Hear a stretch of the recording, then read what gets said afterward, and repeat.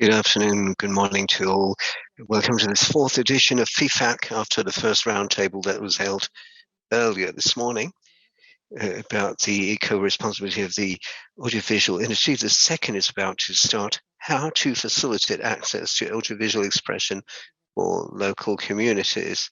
It's a question which has been widely shared as we all try to answer this question, and thanks to Fifac again, we can dig further into this question with a number of guests we have here. Christophe Pierre Yunawana, who is a Guyana director, Kerth, Agouinti, who is also for Guyana, Boni director. We have Kanak director on video, and also Anna Vanina Lanfranchi, PIM for director for French Guiana, and WAPIKONI mobile Canada to be. So we now listen to Emmanuel Chan from Fifac. Good morning to all of you. So thank you, all of you, for being here today. The room is packed, so it seems it's a theme that is dear to all of you, the territories we live on in the West Indies, Amazonia, Caribbean, like Guyana, and it's a typical example of how different communities, local communities, can live together side by side. But the representation of these communities in the audiovisual field is near to non-existent for long. It's the other white anthropologists who spoke to the world to describe the mode, the way of life of these indigenous populations. Seldom do we find audiovisual productions from people issued from these originating in these populations. But they are the best place to speak about their daily life and their struggles, and this is how they can take voice the memory of their population's ancestral traditions through means of communication that can address the youth. This is why the Fifac programming has tried to reflect the cultural diversity of the Amazonian and Caribbean territories through giving these directors a voice. This is why we want to question ourselves with you as to what place we give to the self-representation of these local communities in the current cinematographic representations, which is why this roundtable today is hosting three directors. Christophe Pierre, who is a Guyana director, whose first documentary film was awarded the Fifac Jury Award in 2019 to conduct this project. He followed some people in the field with the support of FIM and support of Fifac with the 5 Degrees North production company. We also have Kerth Agouinti, whose film Vallée, co-produced with New-Caledonia, is part of the official competition this year, so congratulations to you. Nunë Luepack, who is an activist Kanak director. All three are French-speaking directors. However, the place of local communities in their representation on the screen, it varies from one country to another, depending on the social makeup of every country. That's one thing, but also based on the local integration model that has been adopted, assimilation as opposed to community-based, for instance, assimilation versus community. I would like to highlight that most of the nations of the Amazon region have recognized the status of indigenous peoples, whereas the French state still has not signed the treaty adopted by the BIT in 1989, which provides for special rights for so-called First Nation populations, and the peoples of Guyana are considered, for instance, like French citizens, the American Indians of Guyana, I mean, and they were assimilated as part of the 1960s assimilation plan.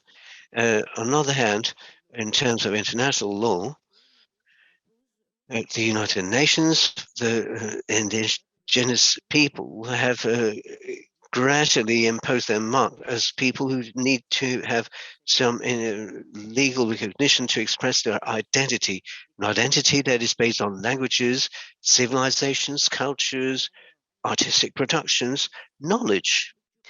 Then, how can we as cultural structures of the audiovisual field can work in these territories to promote the artistic expression of these communities? This is why we have hosted around this roundtable 3 structures which are involved in these areas, both in the field of artistic production or training. As I mean, they will be sharing their practices and experiences. So we would like to commend the Moulage de Maroni, with whom we have very close cooperation, with Vanina Lanfranchi present, WAPIKONI Mobile, a Canadian structure, which will be with us in video conferencing, and which helps indigenous people through mentorship in the field of music and filmmaking.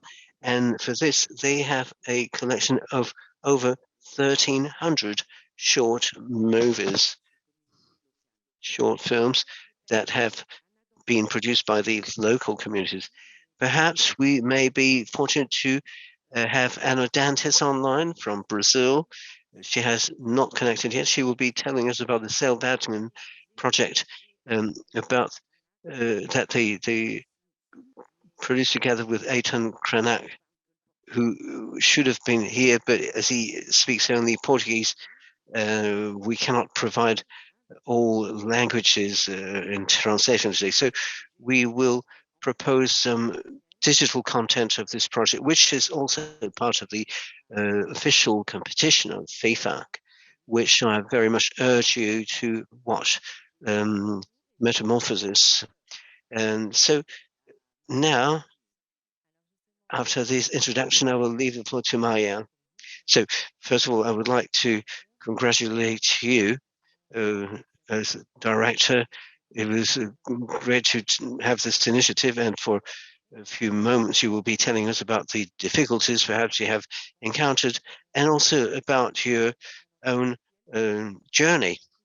And to start with, perhaps we will listen to Vanina Lanfranchi, who will tell us about her involvement and role in your work as directors and how she was able to help. And sorry, I'm going to read what I prepared because we had a very busy week and my head is a bit not up to scratch, so I thought I'd prepare a written presentation. So I'm telling you about the education to image, which is our core business at PIM, making images, whether fiction, documentary, animation, is a beautiful tool for learning that promotes self-knowledge, knowledge of the others in an intercultural, cross-cultural knowledge and across generations. With our multimedia workshop, we develop this MARONI PÖLE, which is now acknowledged as the first overseas. And we have actions that help us support the public in their relationship to images across Guyana. So it's a work about educating people to images and image across all media, including social media. Our publics are the youth of the local youth, which is a very multicultural landscape, and the majority of our actions are in the various districts of Cayenne, Kourou, Saint Laurent de Maroni, very much a cross-cultural ground, and the films that we produce in these workshops are a reflection of this this diversity. For many years, we've been working on this principle of shared creation, whether it be as part of our participative media chronique du Maroni, where we work on citizen reportage, or more school work elsewhere. To stick to today's theme, I will tell you about the work we've been conducting for 10 years with an association in the district of Saint-Jean du Maroni, which is essentially composed of the Bushlange community. We, over the years, produced a documentary film on the district animation film. For 5 years, we have involved the director Hugo Gouslin in a workshop where young people write and produce films. And so these youth have this regular contact with this image manufacture, that which we, as we call it, and they can later show their films and see films from other origins. This work is developing a shared creation space. And to quote Hugo Gouslin, as he said it, the young people I work with are generous in the way they share the culture. Many times, the themes they choose for their films are about magics, religion. Making films with them is getting to know their culture very intimately. With the workshops, it's a two-way exchange. Most of what they are, I'm totally ignorant of, and they, on their part, don't know anything about the techniques of cinema, of filmmaking. So we work together to produce a film that will reflect their intimate life. And let me now show you an excerpt of this film, which is still a work in progress. I'll tell you more about it afterwards. Is what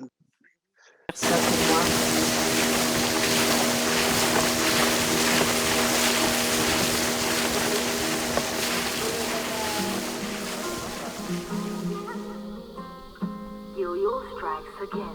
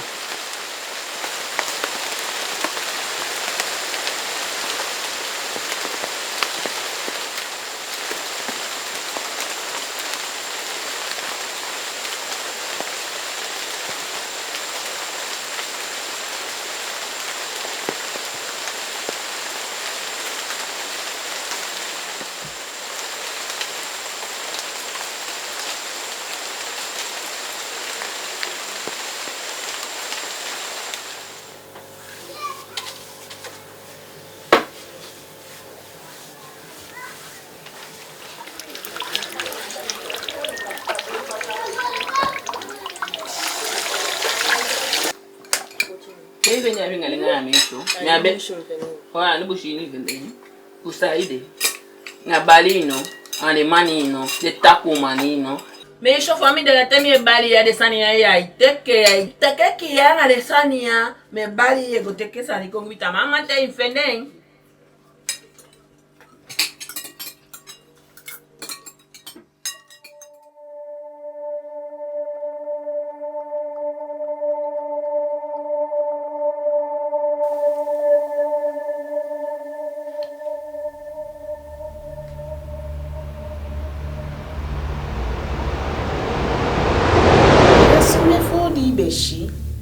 Na Beni, Yebi mseka wafoutu dimbe meke. Mifufu wafingalinga ainu wafude kampu na potali. Famuton kunu gimi be yumuchayengo baka. Gomiti John augiatoli.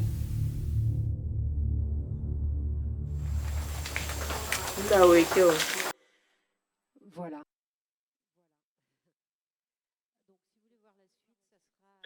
So if you want to see the rest, it will be at the Festival of MARONI in 2 weeks from now, as the film was selected as part of the programming and for Canal Plus also. So it's great for us. We're very happy about this, and we will go to Cayenne with all the young people who took part in the film to present it, and also at the same time to give them the experience of a festival in Cayenne as well, because not all have had the opportunity to go there. So it's for them important to visit other places, meet other directors, see other films, and so on. So we're very happy about this. And these spaces where we broadcast their work is very important to highlight their work, even if it's a bit amateurish. It's very important that they be able to share this. And it's true that young directors of Nanseki could not be here today because they're at school or and could not come to tell about their journey. And I must say I'm really proud, because next to me I have Christophe Agouinti and Kerth Agouinti, who can tell us about their experience from their respective area, because they have been through this. As we heard earlier, Christophe was awarded the Fifac prize but in 2014 he inaugurated the first screenwriting residency in Saint Laurent du Maroni. Some of you in this room will remember that. And I lost the plot. Sorry, I didn't know. Well, yes, and Kerth was part of the residency in 2017 for a project that with Nicolas Pradal, a co-director and co-playwright. In 2018, he came as part of the co-production encounters. So, as I said earlier, well, Christophe won the Fifac prize in 2019 and the ASCAM prize in 2020. And Kurt presented his film Ewali at the États-Unis of the film in Ardèche, and he's competing this year at Fifac. So I'm really very happy, moved, and so satisfied that the work we have been doing together for so many years is bearing fruit today. And in a way, we have outlined a virtuous circle that mix together the seeing, the doing, and the showing. And our commitment that we have been conducting since 2014 in a partnership with Dortmund in Ardèche region in France, and that we have developed through this network of instructors, of seasoned directors, and very helping, caring directors who are taking part in this project to help young directors blossom. So for this, you need to be both a good director and a good heart to do this, because sometimes the projects start from not much, but with great stories to tell. So I will conclude on this.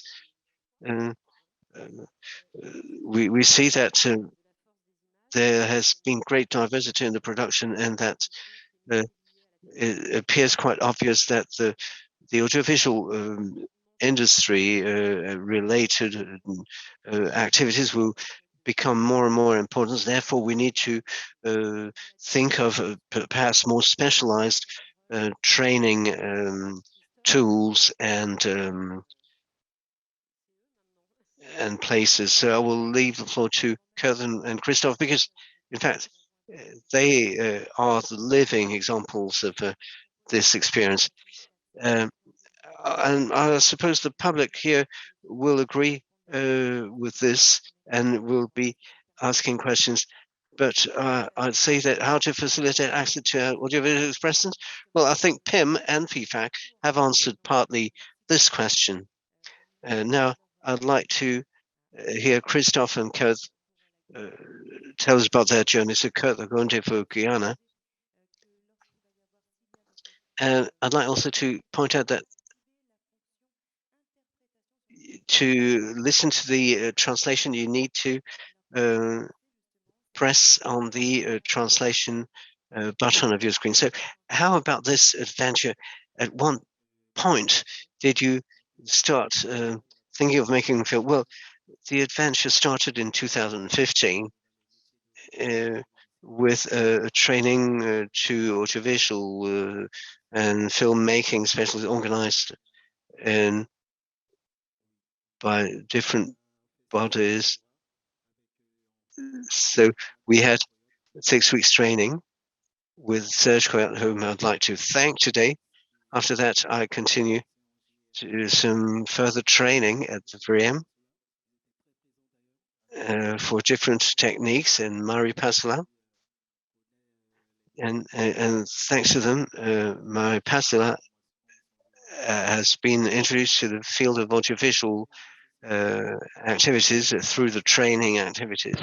Then there was an association in Toulouse that helped me for the filming of a novel. During this, we had Nicolas Pradal, who was there, who was part of the young people that had been trained. So they recruited us to shoot and produce the film. And after the shooting, we thought, Nicola and myself, well, it was good, but how can we turn this into documentary film? So we started. We took part in a screenwriting residency in Martinique. Then we came back. We had 5 Degrés production and another one that helped us.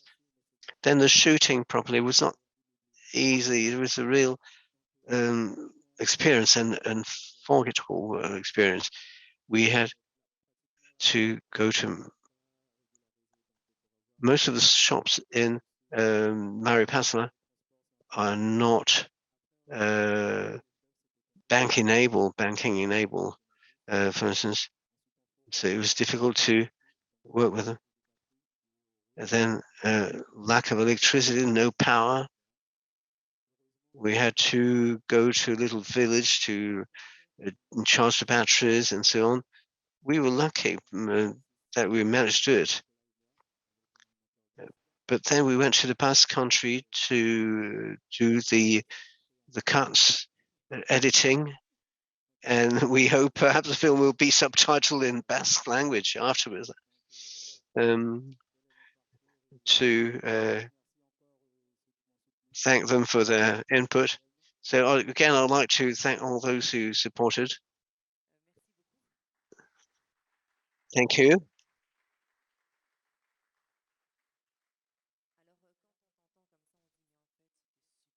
So it seems it was all very easy. You got all the support needed, all the help needed, but it was also not easy because you had to find the right people to ask from. What was your ambition in the first place? You thought, I want this to become my job, my full daytime job. No. In the first place, I wanted to be an actor, becoming a Hollywood star, and after that, I started shooting pictures with small cameras, and then I thought there was a training, and where I realized that the filmmaking is something about being behind the camera, the microphones, and I must really thank the team that trained me. Also, you do need actors, but it's true. It's true. You need actors, but without the technicians, the camera operators, and so on, it's true. It's all part of a whole setup. So you have other projects today and other ambitions. Do you have anything in the pipeline? Well, yeah, I do have other projects. I have a project about a singer from Mary Pasala who has been performing in the United States and elsewhere, and I would like to tell his story, the story of his life, to share this with the young people. My last question. So when you have a film, you see the film, do you get any idea of what will be needed for it to be broadcast, to be shown on TV channels or elsewhere? So what media do you have in mind? Well, in the first place, I thought of the local media. I was not thinking it would end up in a festival. In the first place, I was not expecting this. So I was surprised and over the moon to hear that I was selected for Fifac. So thank you for your testimonial, and feel free to chip in whenever you have something to say. We have a second director with us today, Christophe, Yunawana Pierre, Kenya director. So tell us about your story and where it took you.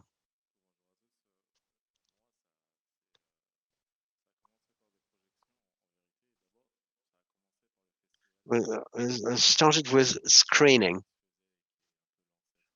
First, the American Malama Festival, which is a bit like the ancestor of Fifac.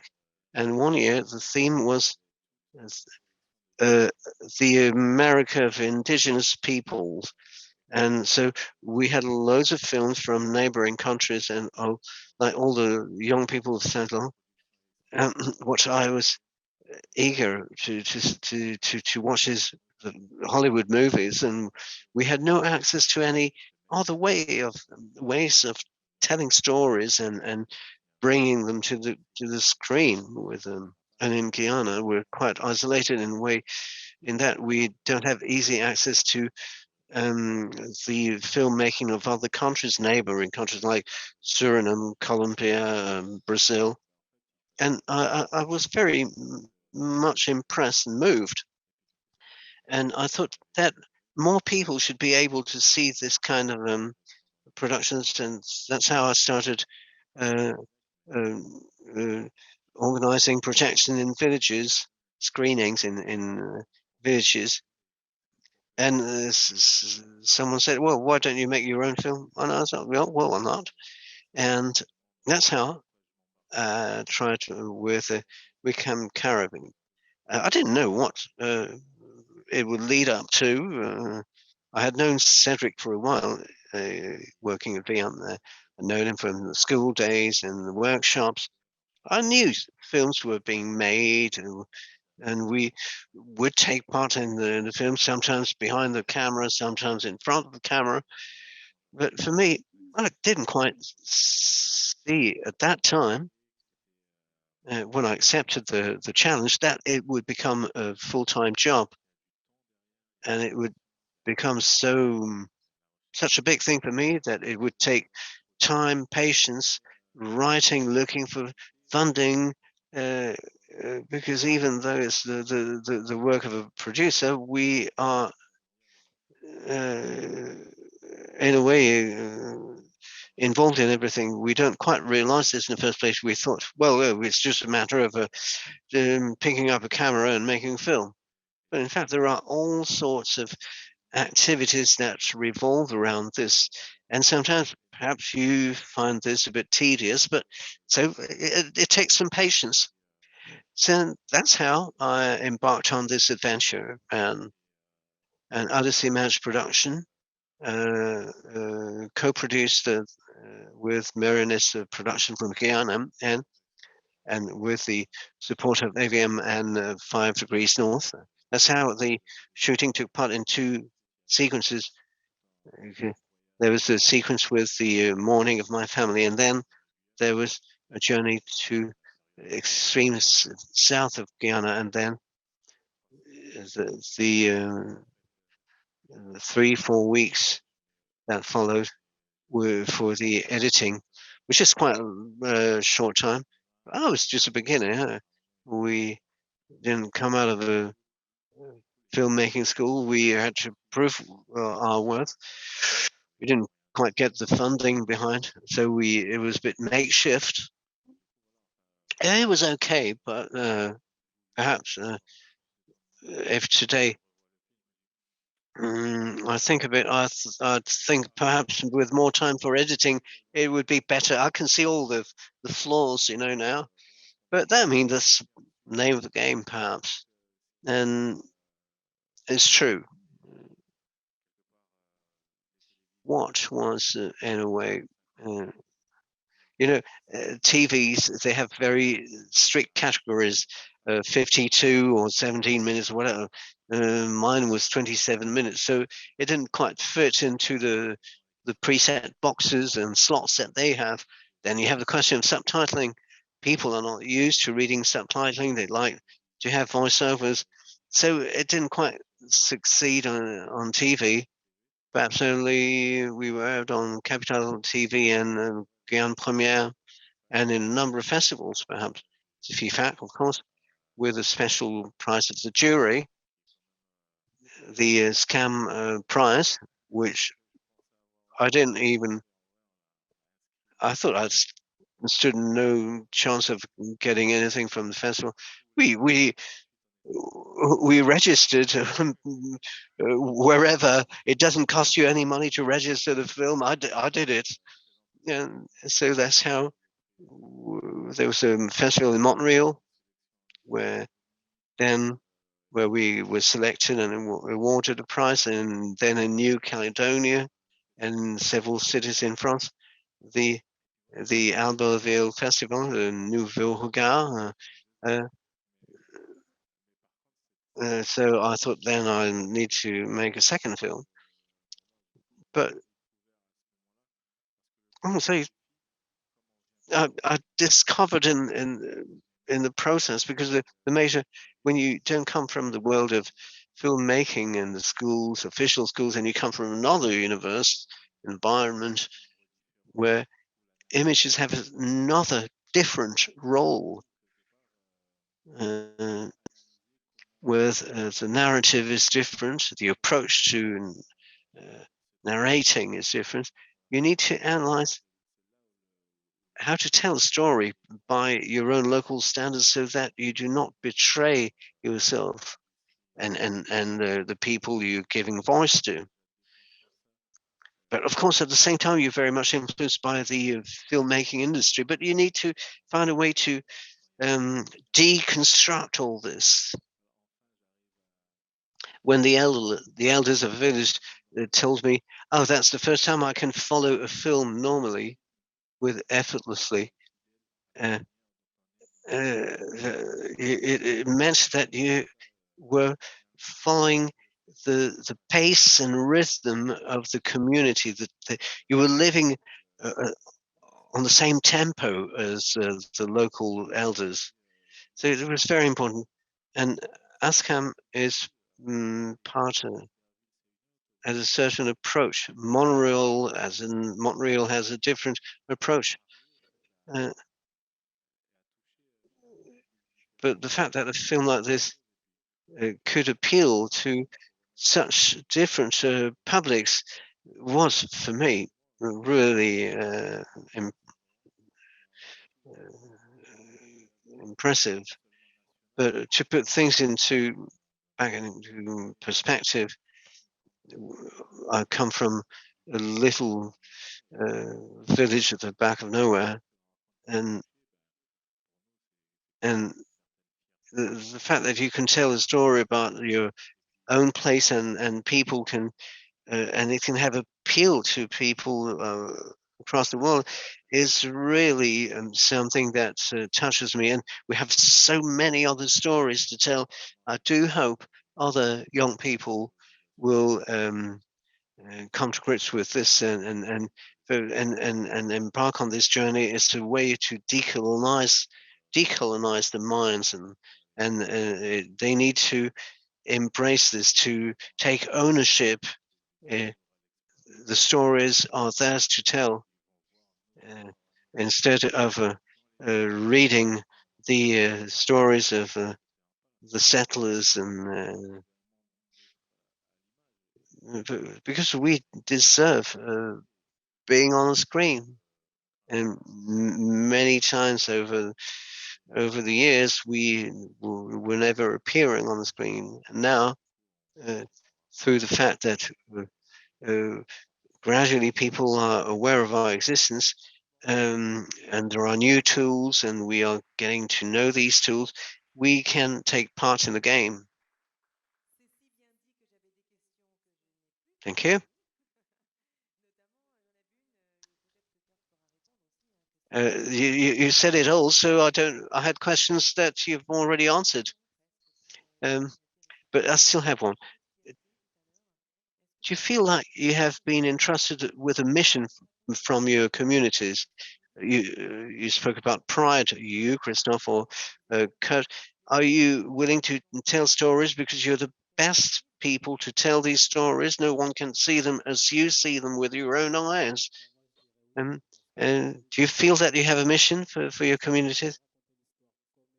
Being able to tell a story like it is, for this you need to be familiar with the context. It's like, otherwise it's a foreigner who comes from the outside, and he will film whatever he finds interesting. Then he will edit this based on his approach to things, and he will not be reflecting the reality as it is. It's a matter of codes. Yeah. Christophe, perhaps you something to add to this? Perhaps? Were the two of us part of this to be able to make films. But it's true, in the longer term, I don't want to be locked into this status of the local American Indian filmmaker. For instance, the second film I'm making, it will be telling about the spirituality of the Kalinian people, and I would like to feel free to address different topics, tell stories that appeal to me. I don't want to be locked into this identity of a Kalinian producer, for instance, or filmmaker, because if we continue along this path, we want to be full-fledged directors, filmmakers. So having a film translated into Basque language is a feat. I said that there was sign language also. One is because we're working with Luepack. It will take time, but it's they will be translating the film into sign language. So perhaps at the next Fifac or another festival, we'll be able to present this to yet another community of people. Thank you for this point. We will now travel together to go to New-Caledonia. There's a video, so with Luepack, who is Kanak director, and now the video. These are two things that I wanted to do that prompted me to make films. Is the place I grew up in, and the increased awareness that something in New Caledonia, the filmmaking was non-existent. So how did it go in the beginning? Were you faced with hurdles? You had this wish, that you had the training, but was it difficult or easy to start this career? Well, I graduated in 2012 with. I was not aware of the difficulties that I would be faced with when returning to New-Caledonia, because I graduated in metropolitan France, and I got the status of a part-time artist in France. But getting back to New-Caledonia, I lost my status, which in France is benefits by lots of state support. So nothing was done in New-Caledonia for this type of status. No status for filmmakers or producers, and same for the musicians. So coming out of a fiction school, filmmaking school, I found suddenly there was no framework, no environment to help you produce films in New-Caledonia.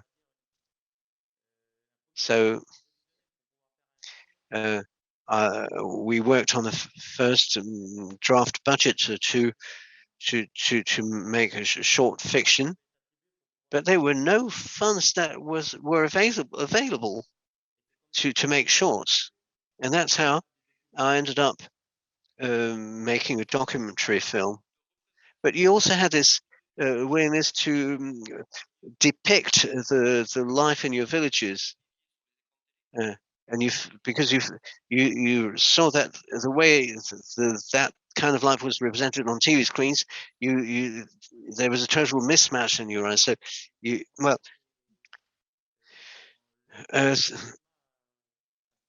having entered this field of the filmmaking around 2012, perhaps I was fortunate in a way, because the country has evolved over the years,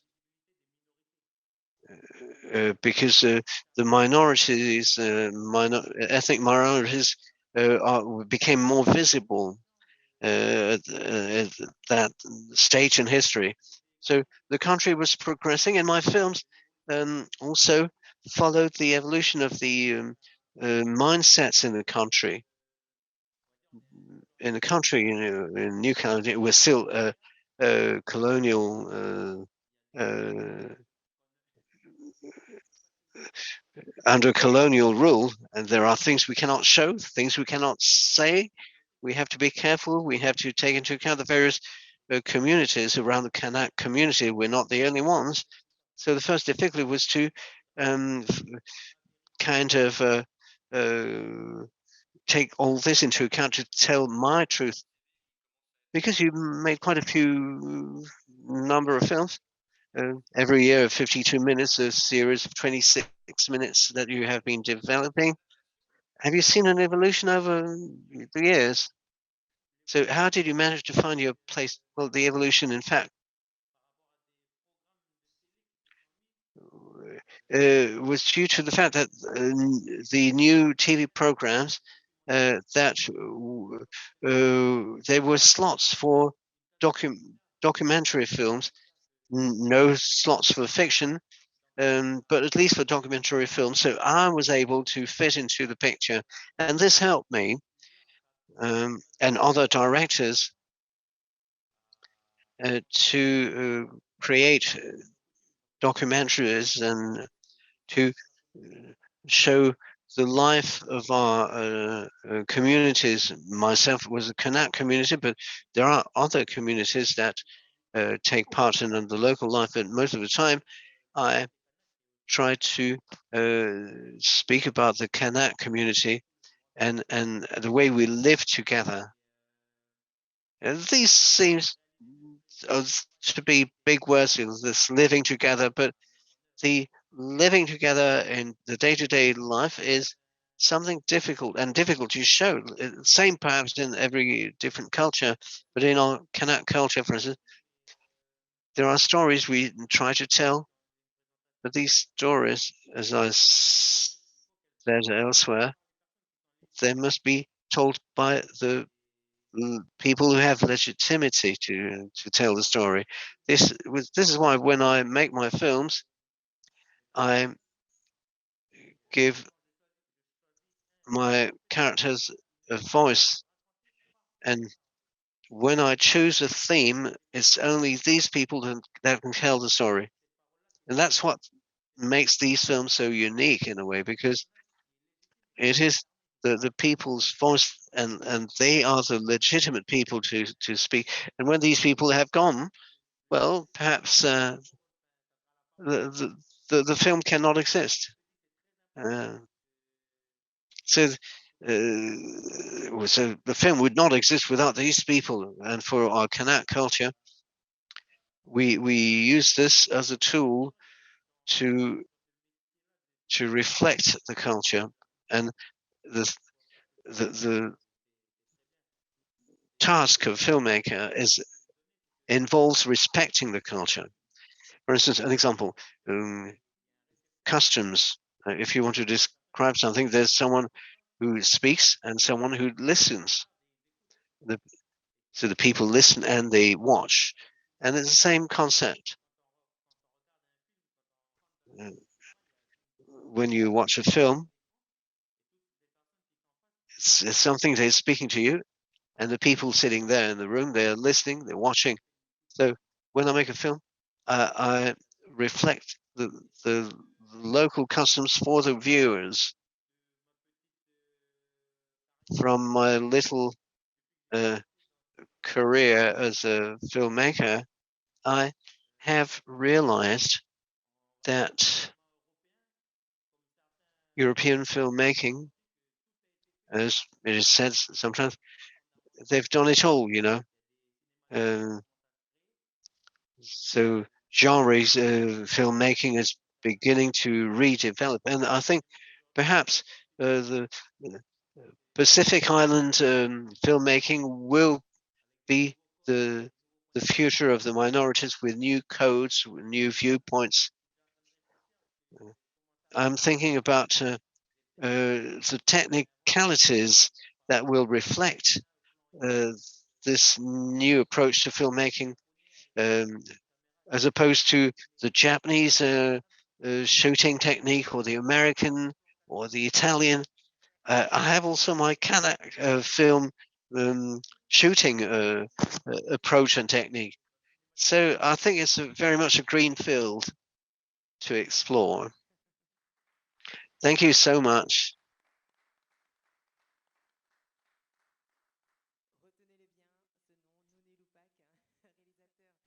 So Nunë Luepack, remember this name, from New-Caledonia. It was Frédéric Violo who was the interviewer from Atlantico Pacific. So it's the same thing that comes out. You can only speak about yourself through yourself for the others to understand your code. Otherwise, if it's outsiders looking in with the right code, they will not be able to reflect the reality. Before we host our next guest, to bounce back on what Nunë Luepack just said, if you have any questions in the room, feel free. We have a microphone, perhaps online also, if you have any questions. Let me react to what he said about the documentary slots in the TV programs.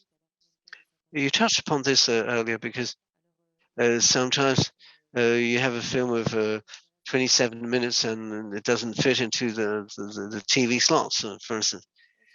Perhaps we have people from France Télévision in the room who can react to this. So is this something that puts constraints on the way you work for either of you, Christophe or Kerth, or other people in the room, for that matter? What can I say? This is an industry, right? As I've always like to say,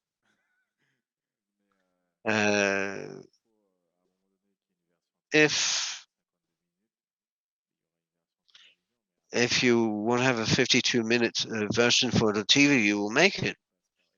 But in a way, it's not. It's not a work of art. It's based on techniques, but we need, in a way, to have our own version as we see it, as we conceive of it, and If there's to be a TV version in another format, well, let there be. So a question in the room. Yeah, I just wanted to highlight that these films exist only in as much as a TV channel or network is ready to take risks to co-produce the first films of certain directors. And once TV is here, it is also through the local authorities and organizations, like for the case of Christophe or Kerth, it's through these organizations that the films can exist. Please introduce yourself when you take the floor. Jean-Marie Gégoffin. So aussi from the French Central Region. I have to confirm what Didier just said. It's true. Without broadcasters, it's very difficult. Sometimes we self-produce films, but it's very difficult. Now, about the duration of the films, the length, running time, I always defend the film, and there's some leeway because we have films on certain channels that are longer than 52 minutes, and we negotiate it, but we remain open. I'm not in favor of formatting, and the platforms have showed that format is not the final rule. But you heard that before. He told me about this film. It was a bit too long, it's true. But it's where my work started. He made a film, and I made my first film with him. I went to New-Caledonia. I was invited there because I was part of the organization team for an event there, and I realized that I didn't know anything about the country. I knew nobody whatsoever. I was totally by the wayside, and when I came back to France, I took part in an exhibition about New Caledonia. I spoke about this because it was the birth of an encounter, and there's a Kanak lady who welcomes me and asked me, "What do you do?" I said, "I'm a filmmaker." She takes me by the hand, takes me across the conference room, and says to Boy, "I found your producer." And then we looked at each other. Okay, we're going to work together, and that's how it was his first film as a filmmaker and me as a producer. So it was a bit pushy, but it worked. So France Télévisions, thank you for pointing out that on Martinique Première, we broadcast films that go beyond the official formats of TV slots. So we broadcast films of auteur kind of films. We broadcast the films of l'année dernière, of the previous years, that go beyond the 52-minute format from the moment we agree with what Pierre said. Pierre and Christophe, yeah. It takes time for an artist to express themselves. Thank you for these reassuring words, because we are indeed aware that in the programming grids of all these TV channels, there are slots, there are formats. We know that certain times of the day are more open to certain types of films and so on. But it would be nice to know that you can do like in New Caledonia, where you have it's once a week. He said that once a week there's a slot that is open for a local film, and we have a representative of Guyana Première here, who are the first broadcasting company for Guyana.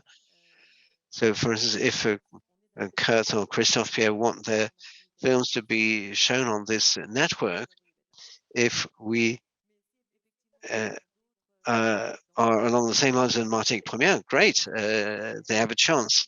But if the approach is different, expectations are different,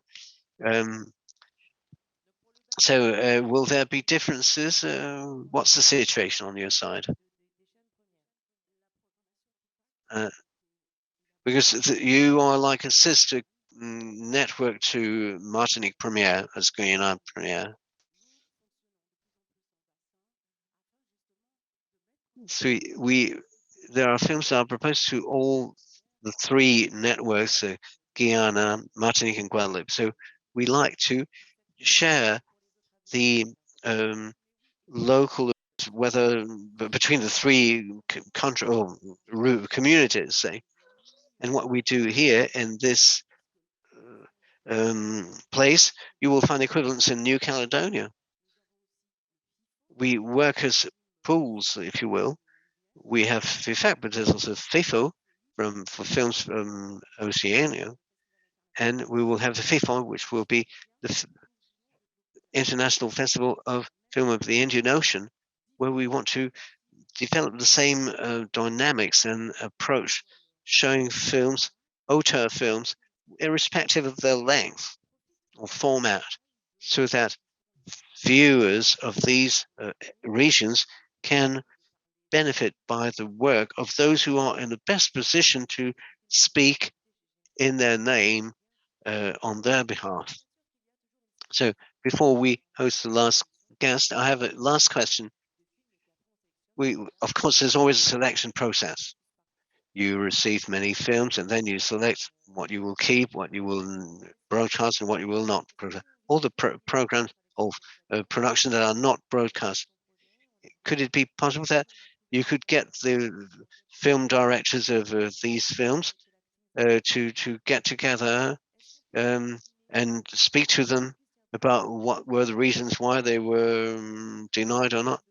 So is there any possibility that when these films are not accepted, that the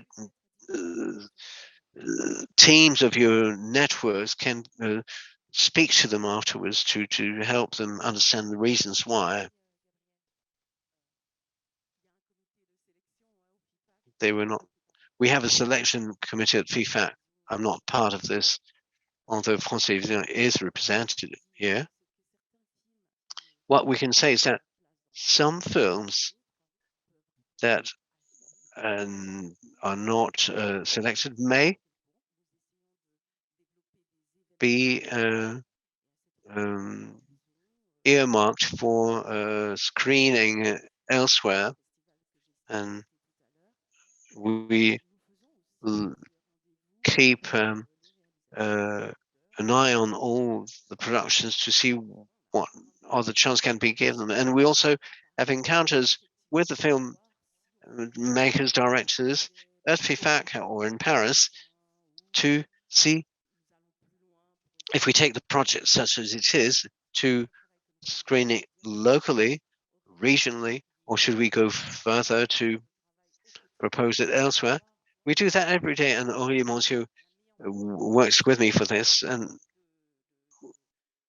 we always try to see which is the best way to give exposure to these films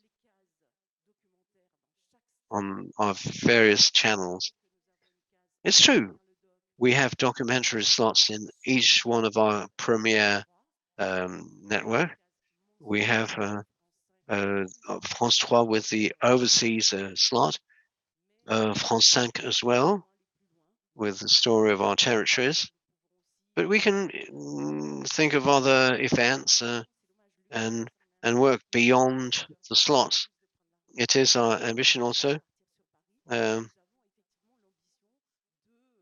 to propose a different glance on the reality, as we heard from Muriel Barthélémy during the opening of session.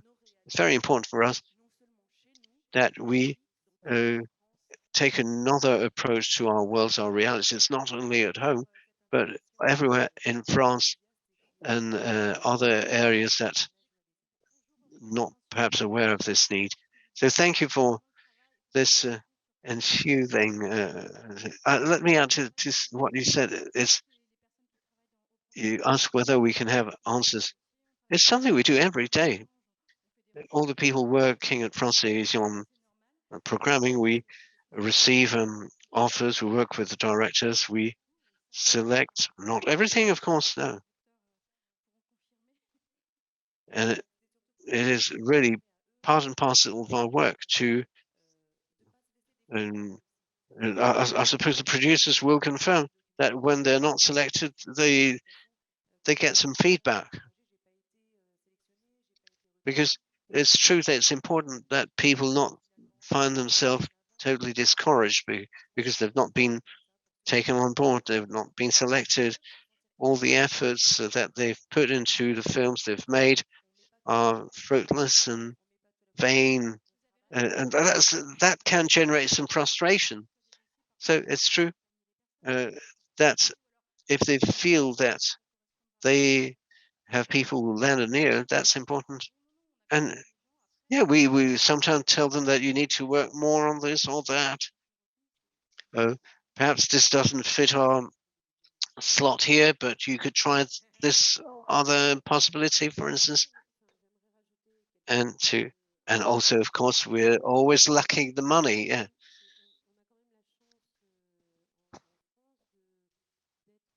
I'd like to take a broader outlook. In France, we have a lot of support uh, with different mechanisms, state-supported mechanisms, and different local territories, organizations, regions. The training in the Caribbean, Amazonian region, there are funds made available by the state and the region for the training.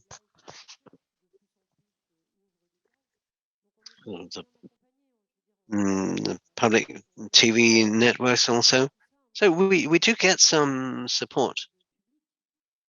All this would be impossible if we had no public money. We're quite fortunate in that sense. We're always complaining, yeah, we don't never have enough money. We would like to do more, and so on. Okay, yeah. Now,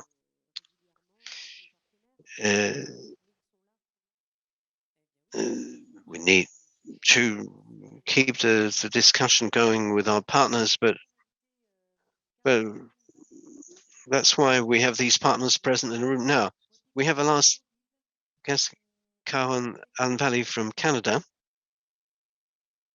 Mobile. Are you here? Yes. Can you hear me? Yes.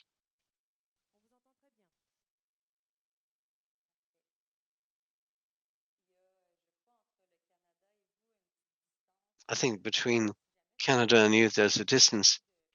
There is some distance, but if anything is not working, let me know. Yeah, so hello, all of you. I'm delighted to be with you this afternoon. I'm going to present the virtual and mobile creation studio WAPIKONI. Before I start, I would like to recognize the territory for which I'm speaking today, Montreal, which is traditional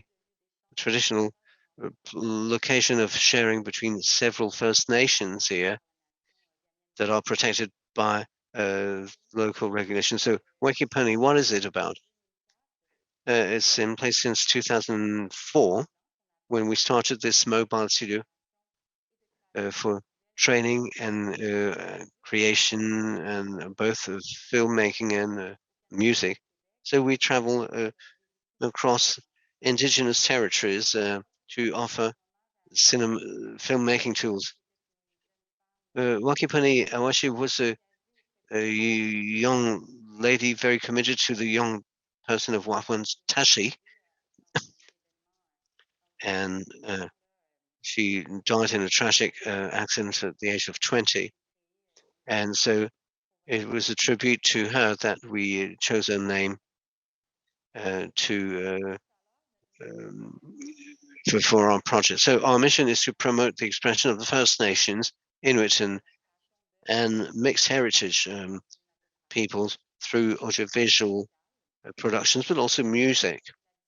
And this goes on all the way to the broadcasting of the work.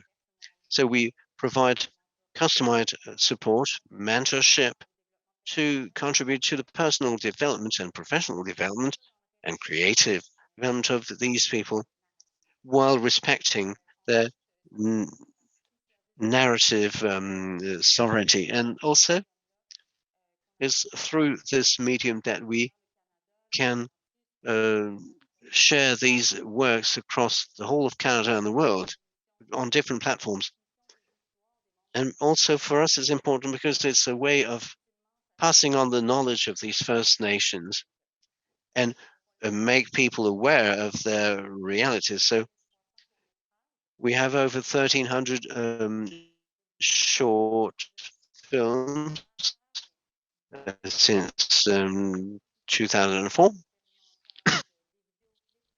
Video clips, experimental films, and video clips on local musicians. And we supported some 900 original musical creations. And if I were to name all the nations we visited, well, it's about 46 different communities and 36 First Nations, both Canada and international, because it's true that we work essentially in Canada, but we also traveled beyond the borders of Canada.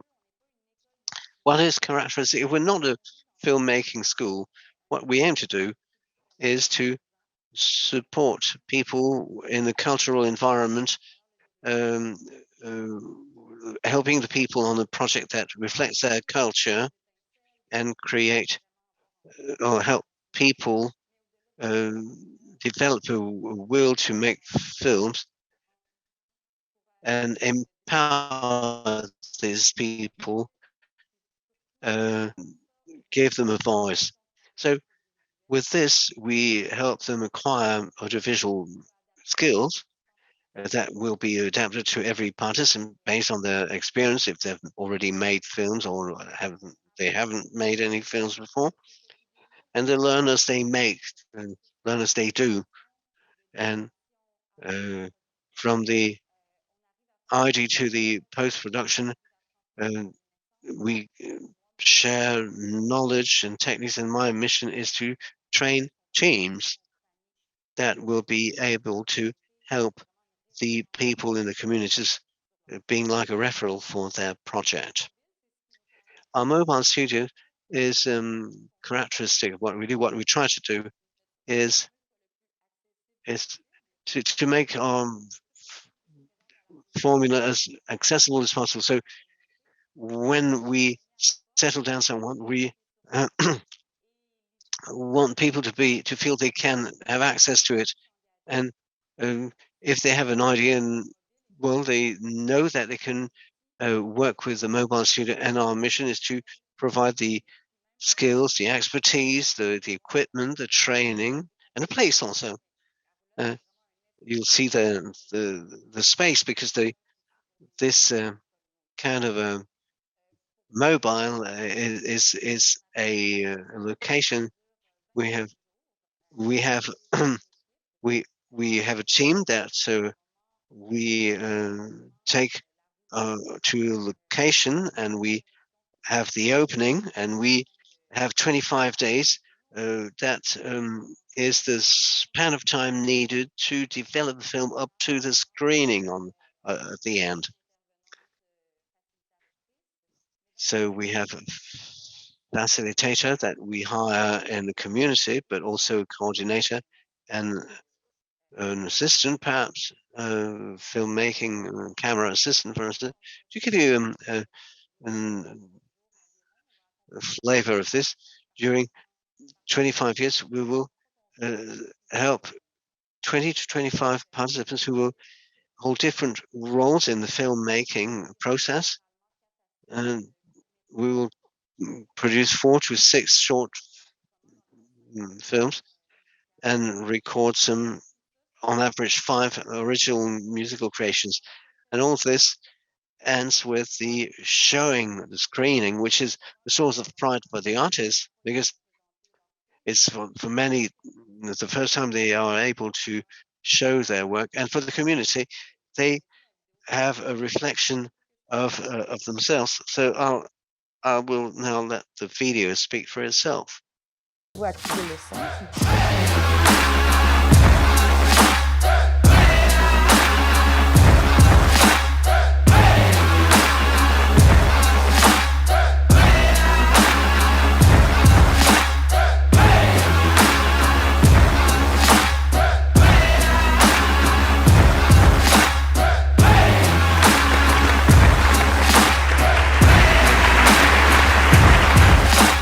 Great tools for us Aboriginals to get out into the world and express our creativity.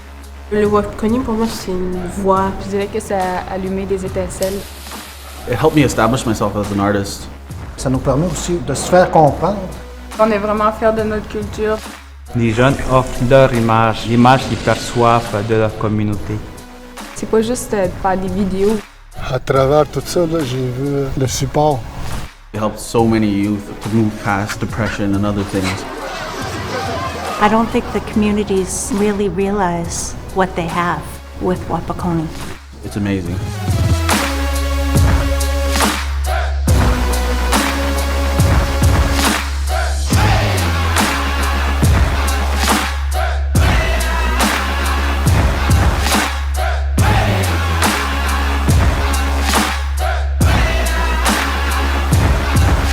Et on aura donné cet espoir que nos jeunes ont tant besoin. I want to see more of that.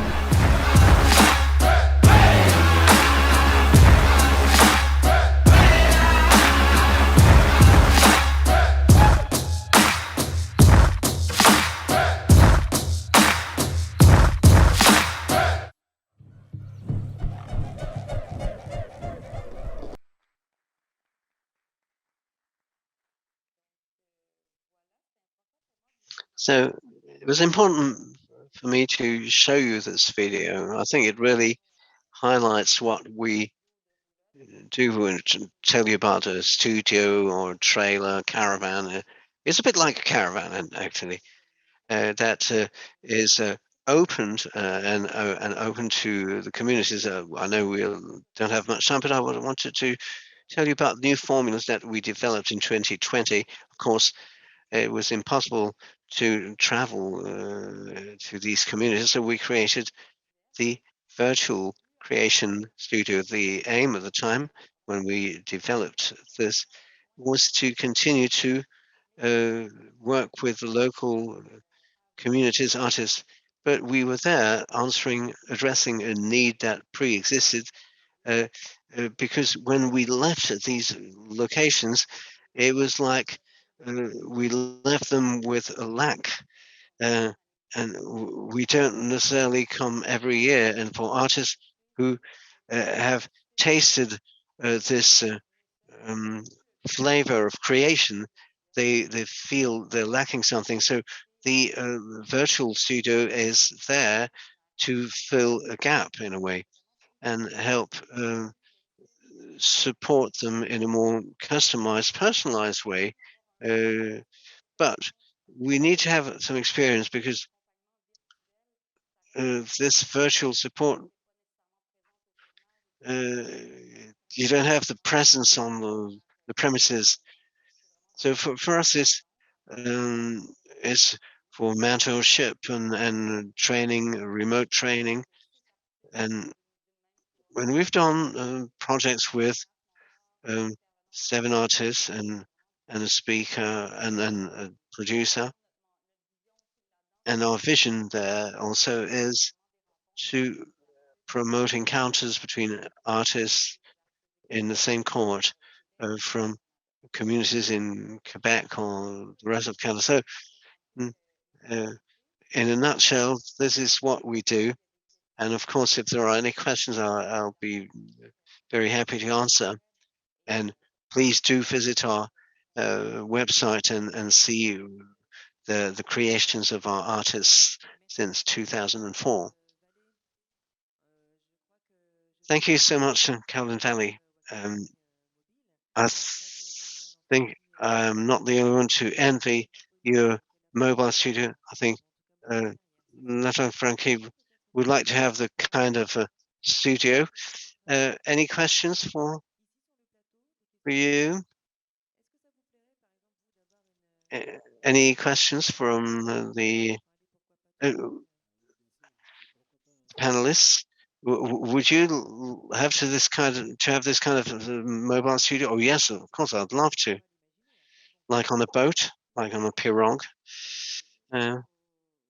Oh, you could think of everything. It takes some organizing, but it's true that being able to do things in the districts, in the local communities, it's great to have this kind of tool because you can be closer to the people, propose things that are instrumental, operational, very readily. There are transportation issues here, in Guyana, and sometimes it's a bit complicated, but sometimes we don't have such a beautiful mobile studio, but rather the back of a truck that we use. Less comfortable, but we make do with this. Thank you, Caroline.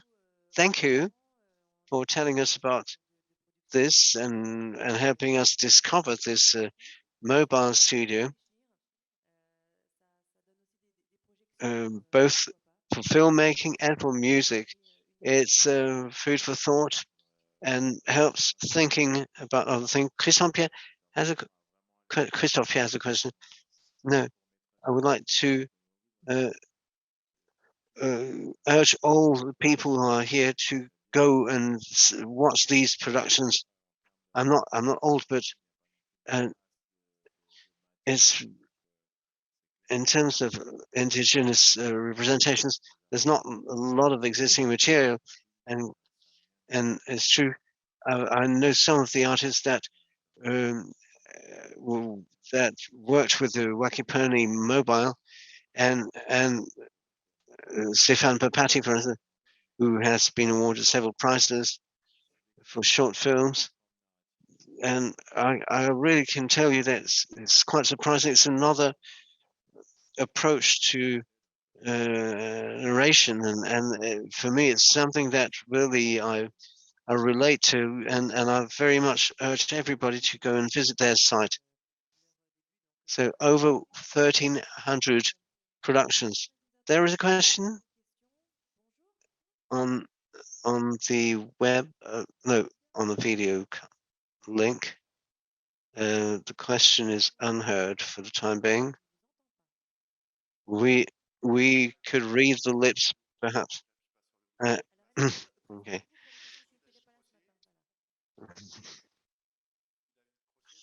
Okay, David Crochet, my name is. I have both a comment and a question.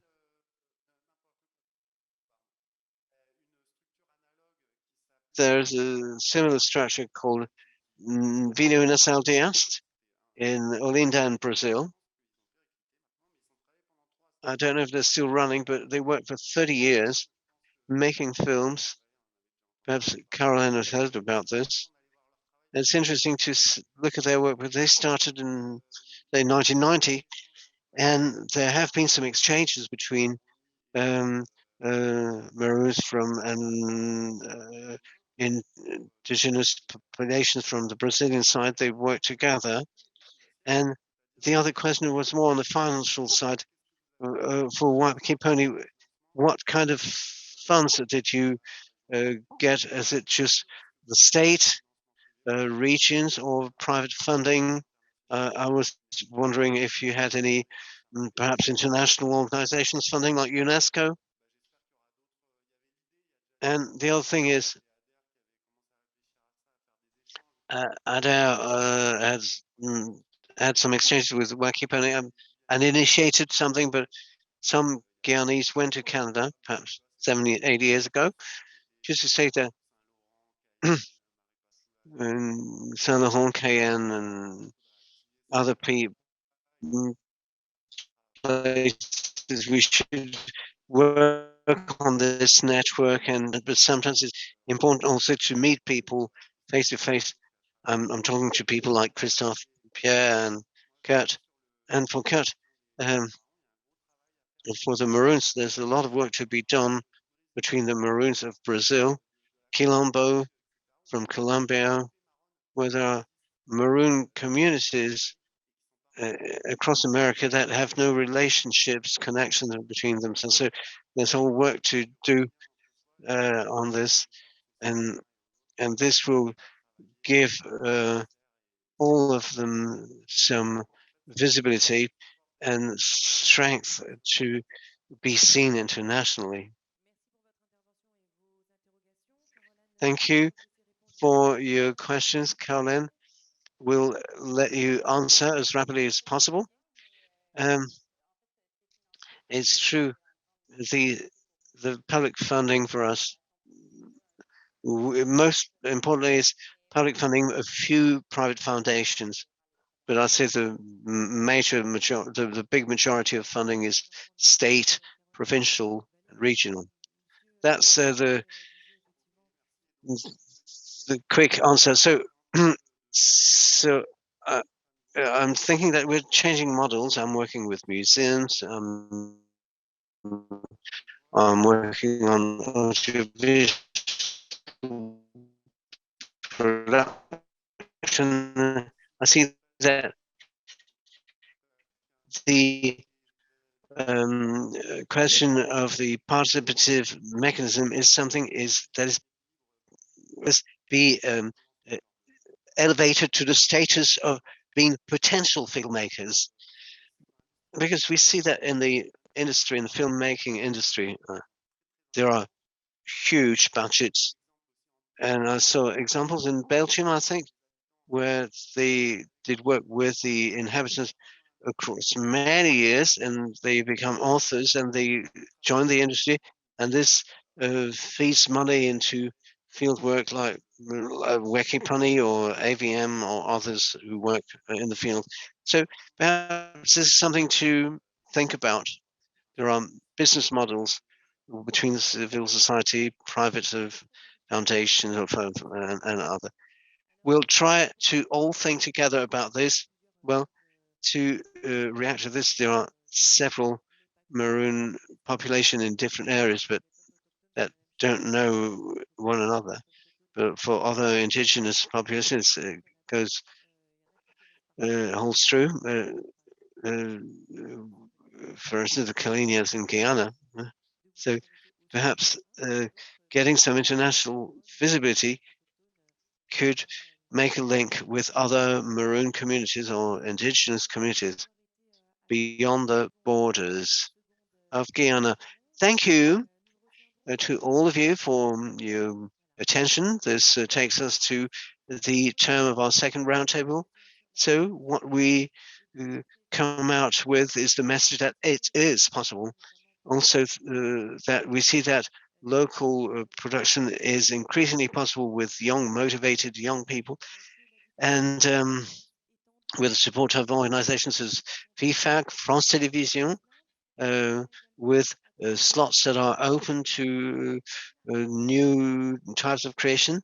And we heard that there would be new production of our friend from the Kanak community, and perhaps things to do along the lines of the WAPIKONI mobile studio, perhaps differently, the local adaptation, and perhaps not only for indigenous people, but for those remotely located.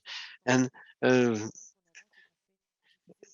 realization is that it is together that we can do something and get things moving. So thank you, and meet again tomorrow with the first roundtable at 9:30 local time about the local festival and professional dynamics. So that's precisely what we're talking about. So thank you to the technicians, Les Barons, all the partenaires I've invited, Jonathan Bose. We give them a hand, because thanks to them, we were able to conduct our proceedings.